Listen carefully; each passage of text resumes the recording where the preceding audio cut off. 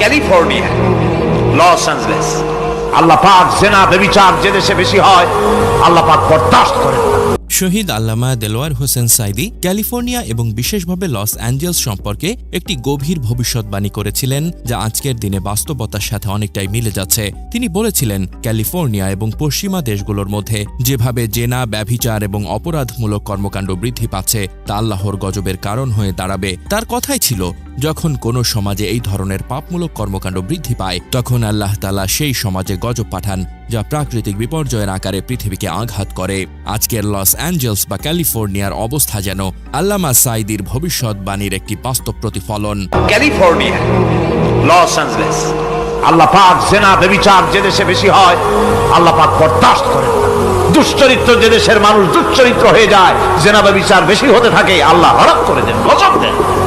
আল্লাহ সুবহানাহু ওয়া তাআলা এই জন্য বলেছেন, কুল সিরু ফিল আরদ, আমার জমিন ঘোরো, ভালো করে দেখো, কাইফা কানা আকিবাতুল মুকাজ্জিবিন, মহাসত্যকে যারা অস্বীকার করেছে তাদের পরিণতি আমি কি করে দিয়েছি, এগুলি চোখে ভালো করে তাকায় দেখো।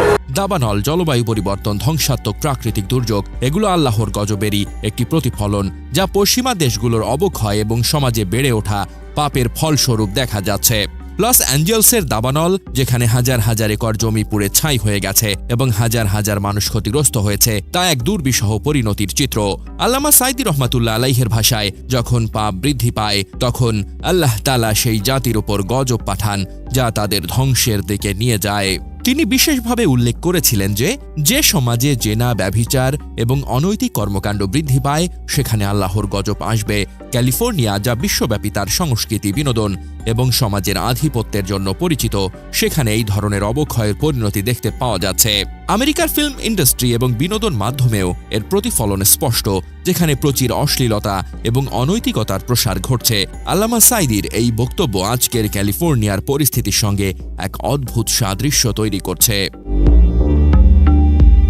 শহীদ আল্লামা দেলোয়ার হোসেন সাঈদী ছিলেন একজন অতুলনীয় ইসলামিক চিন্তাবিদ, বিচক্ষণ আলেম এবং ধর্মীয় নেতা, যার প্রজ্ঞা এবং ভবিষ্যৎবাণী আজও আমাদের মাঝে আলোচনার বিষয় হয়ে রয়েছে। তার বিচক্ষণতা শুধু ধর্মীয় জ্ঞানেই সীমাবদ্ধ ছিল না, বরং তিনি সমাজের নানা দিক এবং সময়ের প্রবাহ বুঝতে পারতেন। তার জীবন ও কর্মের মধ্যে যা কিছু ছিল তা ছিল এক গভীর চিন্তা, প্রজ্ঞা এবং আল্লাহর প্রতি নির্ভরশীলতার প্রতিফলন।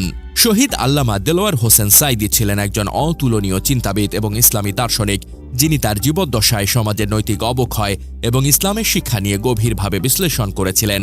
তিনি শুধু ধর্মীয় জ্ঞানে মগ্ন ছিলেন না, বরং সমাজের বাস্তবতা, পরিবেশগত বিপর্যয় এবং মানবাধিকার নিয়ে তার দৃষ্টি ছিল একদম স্পষ্ট। তার বক্তৃতা ও লেখনীর মাধ্যমে তিনি বারবার সতর্ক করেছেন যে মানব জাতির অবিবেচনাপূর্ণ কর্ম এবং পাপের কারণে সমাজে নানা ধরনের বিপর্যয়, যেমন দুর্ভিক্ষ, প্রাকৃতিক দুর্যোগ এবং অগ্নিকাণ্ড ঘটতে পারে। বিশেষত তিনি ভবিষ্যৎবাণী করেছিলেন যে যেসব দেশে পাপ এবং অবিচার বৃদ্ধি পাবে সেসব দেশে আল্লাহর গজব আসবে। তার এই প্রজ্ঞা আজকের ক্যালিফোর্নিয়ার দাবানল, বিশ্বব্যাপী জলবায়ু পরিবর্তন এবং সামাজিক অবক্ষয় দেখলে পুরোপুরি সত্যে পরিণত হয়েছে।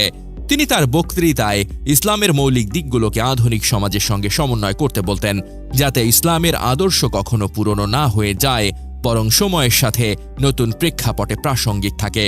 শহীদ আল্লামা সাঈদীর চিন্তা ভাবনা, তার উপদেশ এবং ভবিষ্যৎবাণী আজও আমাদের জন্য একটি দিশারি। তার অসীম বিচক্ষণতা এবং প্রজ্ঞা আমাদের সমাজে সঠিক দিক নির্দেশনা দিতে সাহায্য করে এবং তার কথাগুলো আজও আমাদের সামনে একটি জীবন্ত প্রেরণা হয়ে রয়েছে।